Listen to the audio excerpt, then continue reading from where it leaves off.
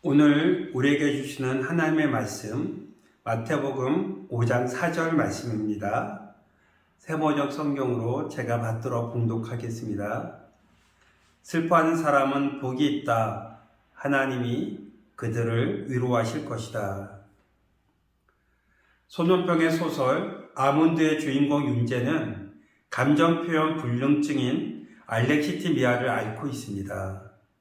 주인공은 표현 불능이라고 하지만 표현을 못한다기보단 감정을 잘 느끼지 못합니다.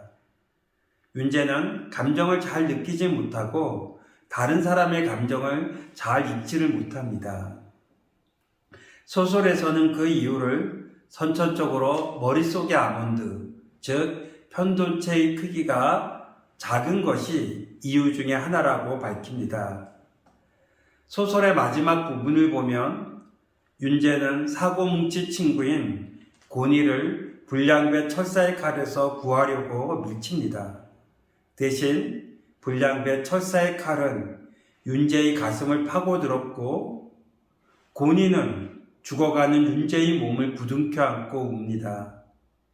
윤재의 얼굴 위에 고니의 눈물방울이 떨어집니다. 그 장면에서 윤재는 큰 변화를 겪게 됩니다. 톡! 내 얼굴 위에 눈물방울이 떨어진다. 뜨겁다. 될 만큼. 그 순간 가슴 한가운데서 뭔가가 탁 하고 터졌다. 이상한 기분이 밀려들었다. 아니, 밀려드는 게 아니라 밀려나갔다. 몸속 어딘가에 존재하던 뚝이 터졌다. 울컥. 내 안에 무언가가 영혼이 부서졌다. 느껴져. 내가 속삭였다.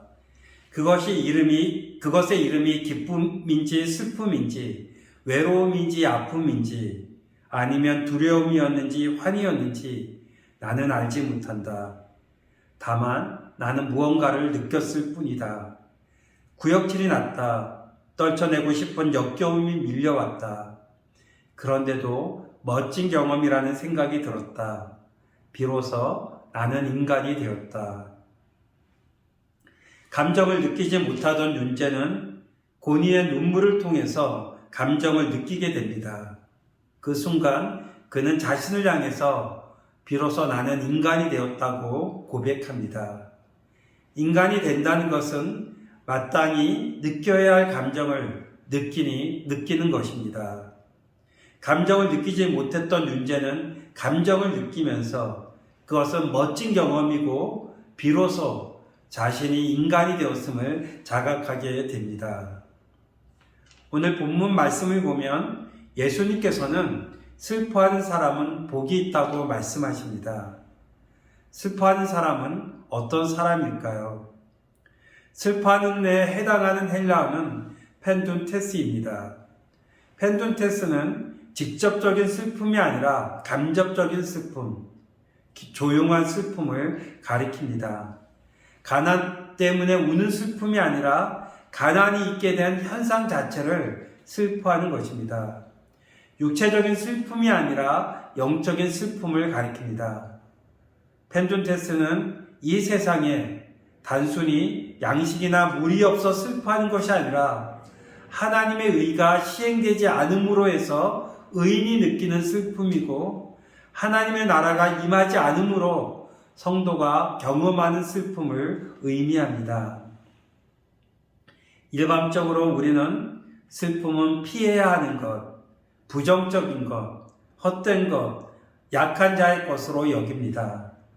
그러나 예수님께서는 제자들의 중요한 특성, 본질적 특성으로 슬픔을 말씀하십니다. 예수님의 제자들은 슬퍼하는 사람이어야 합니다. 무정하고 무감한 사람이 아니라 슬퍼해야 할 것들에 대해서 슬퍼하는 사람들, 바로 그 사람들이 예수님의 제자들인 것입니다. 예수님의 제자들도 인간이기에 인간으로서 자연스럽게 겪는 고통이나 아픔이나 상실이나 결핍들에 대해서 슬퍼했을 것입니다. 그러나 본문에서 예수님께서 언급하시는 슬픔은 인간으로서 자연스럽게 겪는 일들에 대해서 느끼는 슬픔이 아니라 예수님의 제자로서 하나님 나라를 추구하는 믿음의 사람들로서 느끼는 슬픔을 의미합니다. 예수님께서는 마태복음 6장 31절 이하에서 이렇게 말씀하십니다.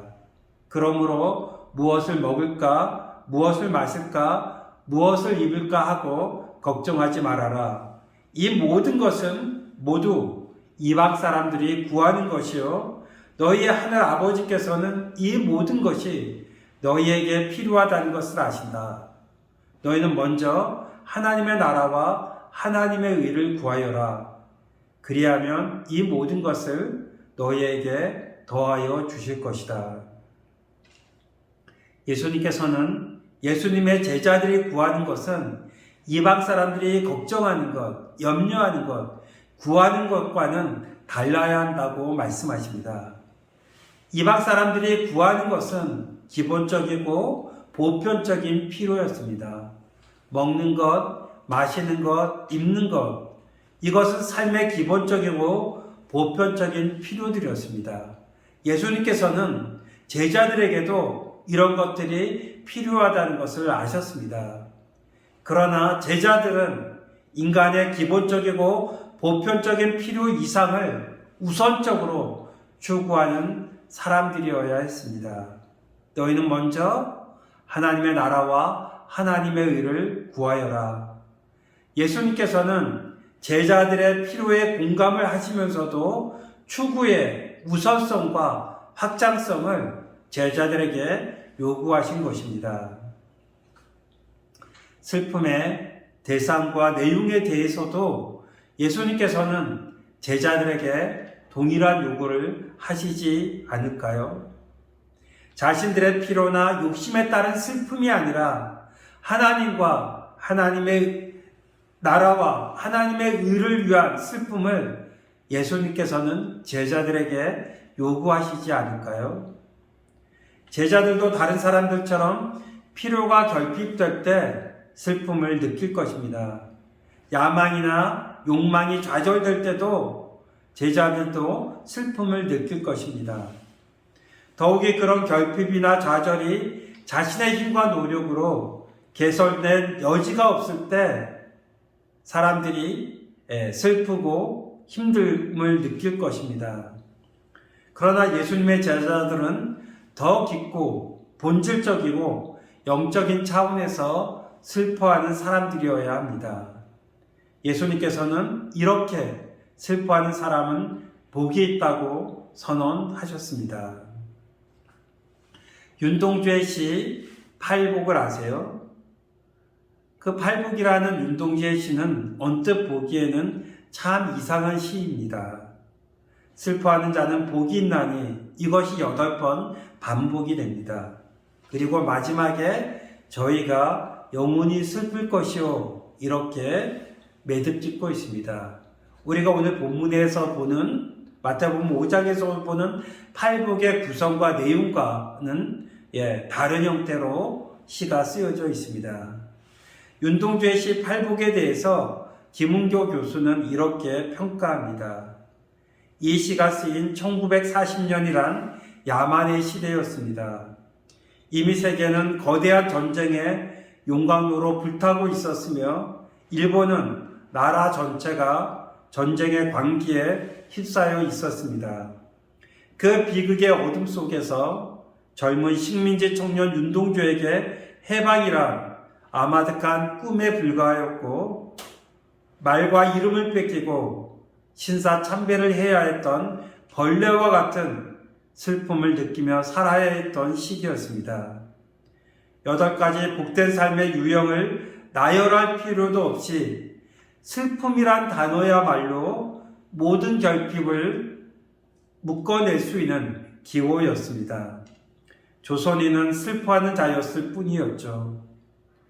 금은교 교수는 이 시를 불신앙에 기초한 냉소적 패러디 혹은 풍자시라는 일반의 평가에 반대하고 슬픔과 볕하며 슬픔과 함께 웃고 슬픔과 함께 눈물을 흘리며 영혼이 슬퍼하는 영원한 행복을 윤동주 시인은 깨닫고 선택한 것이라고 평가하고 있습니다. 김은교 교수는 윤동주 시인은 절필기를 거친 숙성과 전혀 새로운 단계로 올라선 성숙이 담긴 시가 바로 이 팔복이라고 평가하고 있습니다. 한나 크롬펠트라는 교수는 억압당하고 한정된 인간이 권위 있는 텍스트를 급진적으로 고쳐 쓰는 것은 때때로 그가 할 수 있는 유일한 저항 방식이다, 이렇게 분석하고 있습니다. 이런 측면에서 팔복은 절망과 슬픔 가운데 있는 시인과 민족의 비탄과 저항의 노래이면서 하나님을 향한 절박한 기도이고 역설적인 간구라고 할 수 있습니다. 이 식민의 시대에 슬퍼하는 사람이 복된 사람입니까? 아니면 이 식민의 시대에 기뻐하는 사람이 복된 사람입니까? 시인은 시대의 깜깜한 절망과 자신과 조선의 무력함을 바라보면서 저희가 영원히 슬플 것이요 라고 노래하지만 전능하신 하나님께서 위로하시고 회복시키실 것을 기도하고 소망하는 마음을 이 시에 담았던 것으로 보입니다. 식민의 시대에 슬퍼하는 자가 살아있는 자였고 참 조선인이었고 진정한 행복자였습니다. 우리는 분단의 시대를 살고 있습니다. 1945년 8월 15일 광복이 되었습니다. 그러나 안타깝게도 광복의 기쁨은 분단의 슬픔으로 바로 이어졌습니다. 패전국인 일본이 담당해야 할 전쟁 책임을 아무 죄 없는 한반도가 담당하게 되어 결국은 분단되고 말았습니다.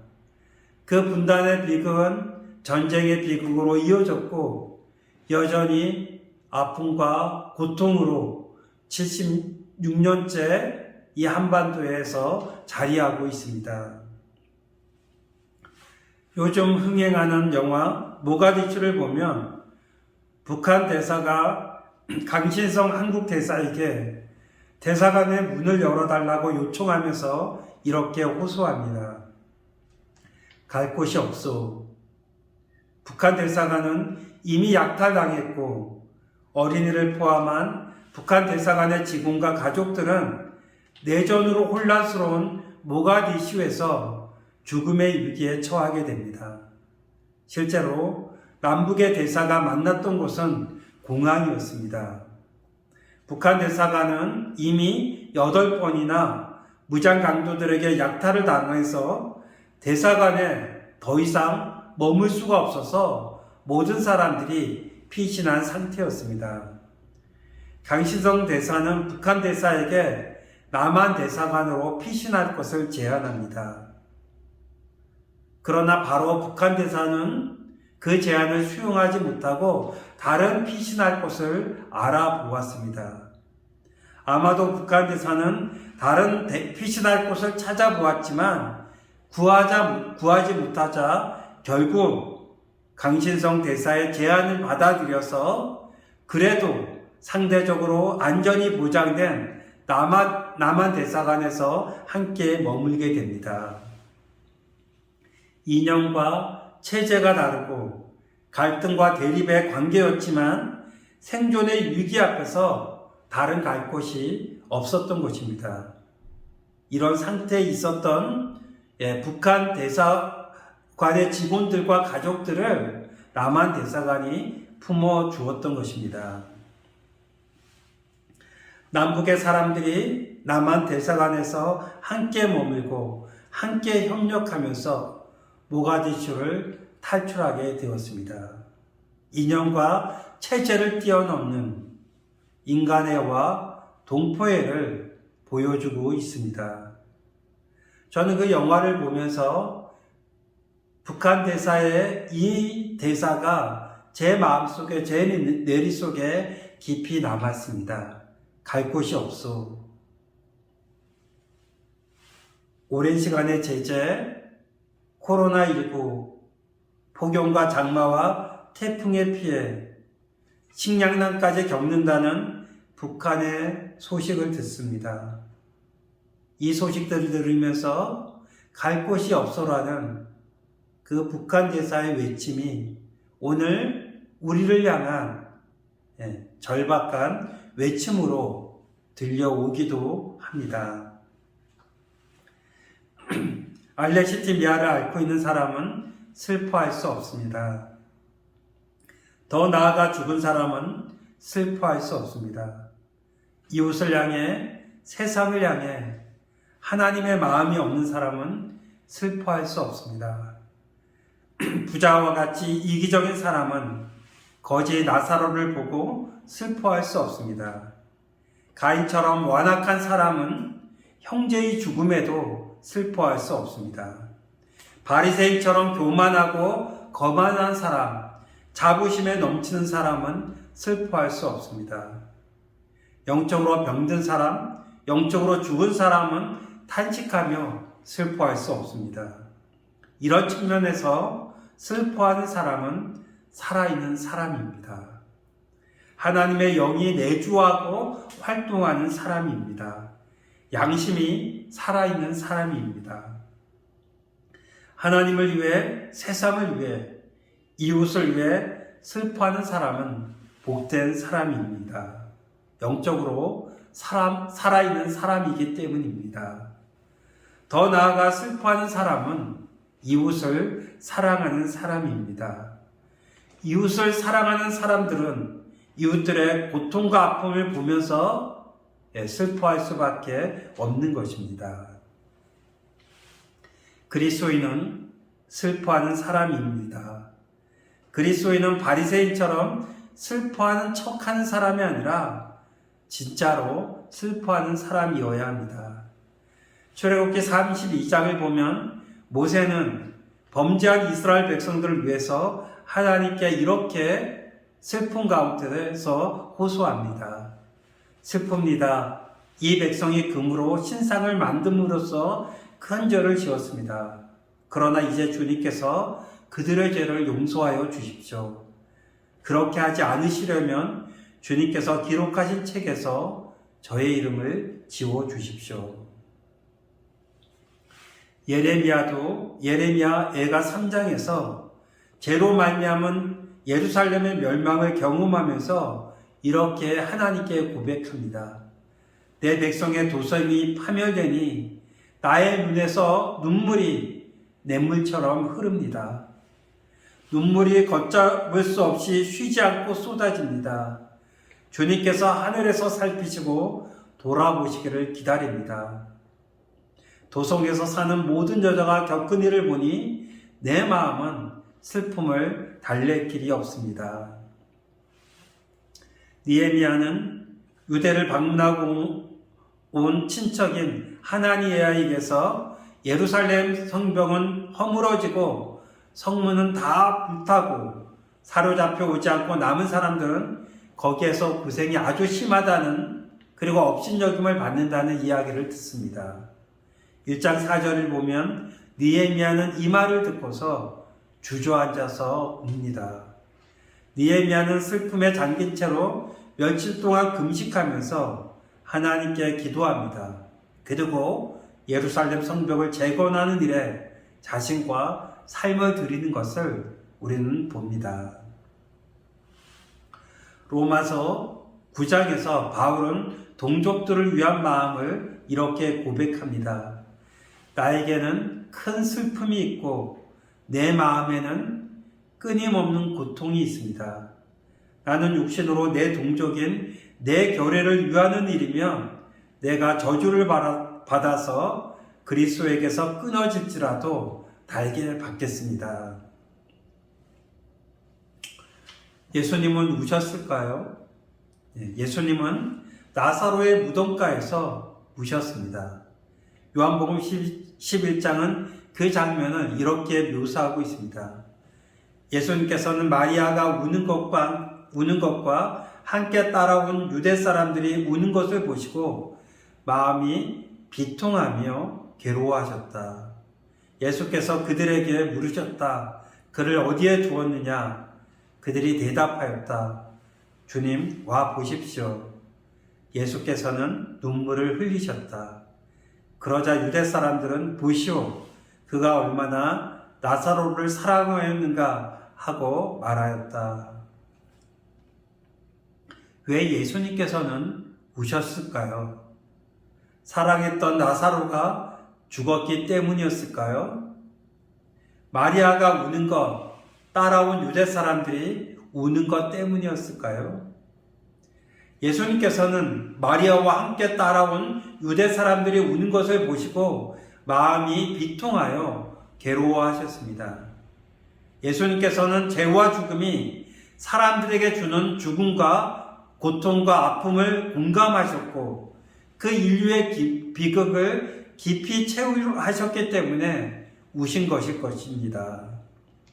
위대한 믿음의 사람들은 슬퍼하는 사람들이었습니다. 슬퍼하는 척하는 사람들이 아니라 진실로 슬퍼하는 사람들이었습니다. 믿음의 사람들은 자신의 필요와 욕망이 충족되지 않아서가 아니라 자신의 죄와 존재에 깊이 뿌리 박힌 죄라는 이 영적 현실에 대해서 슬퍼했습니다. 그리고 많은 믿음의 사람들은 언약 백성인 이스라엘의 범죄와 멸망에 대한 안타까움으로 슬퍼했습니다. 그들은 이스라엘의 구원을 위해서 행동하고 희생했던 사람들이었습니다. 그러나 그 전에 먼저 그들에게는 슬픔이 있었습니다. 먼저 그들에게는 사랑이 있었습니다. 예수님은 사람들이 겪는 죄와 죽음의 아픔과 고통스러운 현실에 공감하시고 최율하셔서 우셨습니다. 그 사람들을 위해서 또 인류를 위해서 고난의 잔인 십자가의 죽음을 예수님께서는 기꺼이 받아들이셨습니다. 소설 아몬드에서 주인공 윤재는 어느 날 자신에게 친절히 대해주는 신박사를 찾아갑니다. 윤재는 그날의 생각과 느낌 그리고 각오를 소설에서 이렇게 그리고 있습니다. 신박사를 찾아간 어느 날이었다. 텔레비전 화면 속에서 폭격의 두 다리와 한쪽 귀를 잃은 소년이 울고 있다. 지구 어딘가에서 일어나는 전쟁에 관한 뉴스다.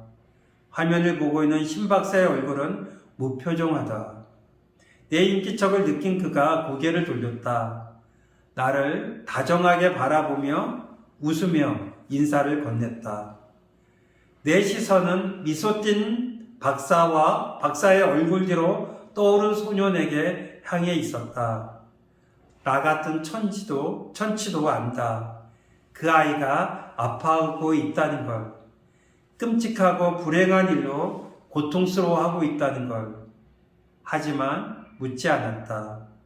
왜 웃고 있느냐고. 누군가는 저렇게 아파하고 있는데 그 모습을 등지고 어떻게 당신은 웃을 수 있느냐고.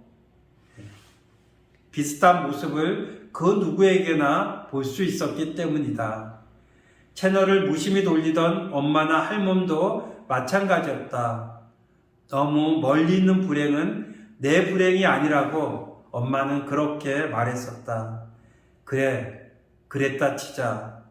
그러면 엄마와 할멈을 빤히 바라보며 아무런 행동도 하지 않았던 그날의 사람들은 그들은 눈앞에서 그 일을 목도했다.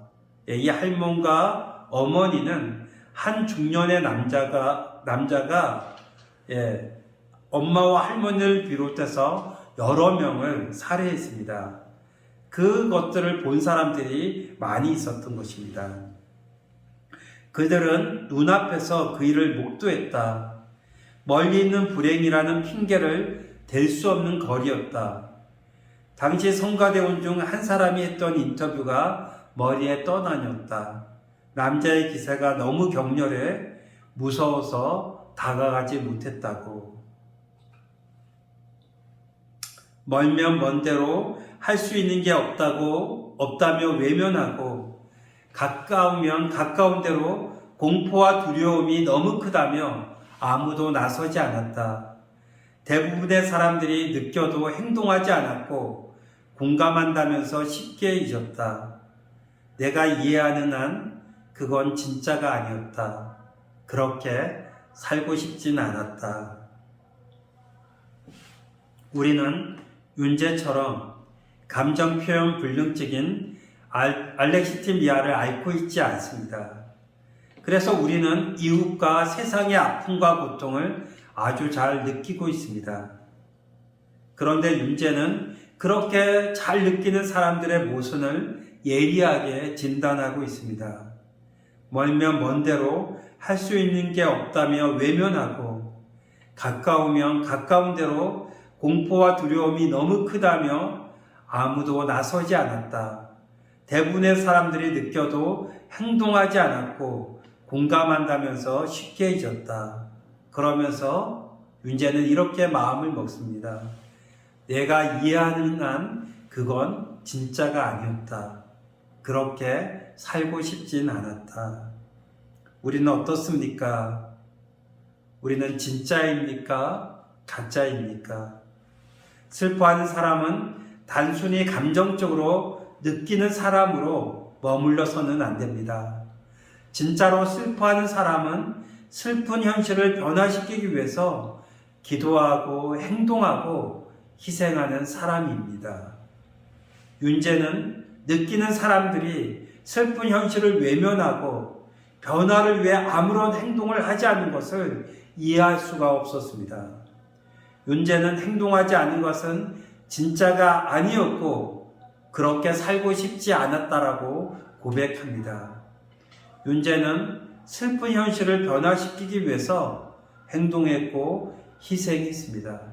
그 과정을 통해서 윤재는 느끼게 되었고 비로소 사람이 되었다라고 고백하고 있습니다. 우리는 슬퍼하고 있습니까? 북한의 고통과 아픔에 대해서, 우리 주변의 이웃들의 슬픔과 고통에 대해서 우리는 슬퍼하고 있습니까? 슬픈 현실에 대해서 슬퍼하는 저와 여러분들이 될 수 있기를 바랍니다.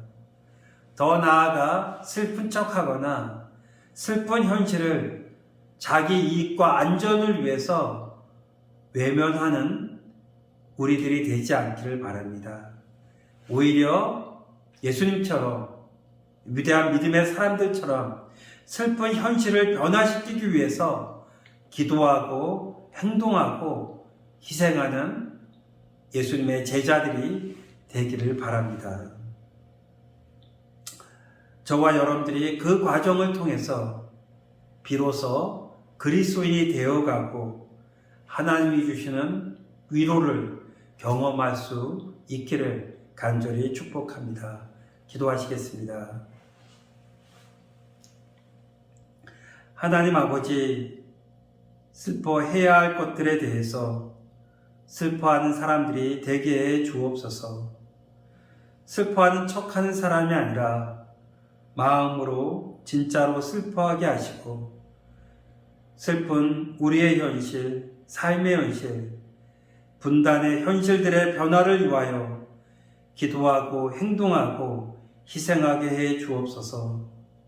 그 과정에서 참 그리스도인이 되어가게 하시고 하나님의 위로를 경험하게 해 주옵소서. 예수님의 이름으로 기도드리옵나이다. 아멘.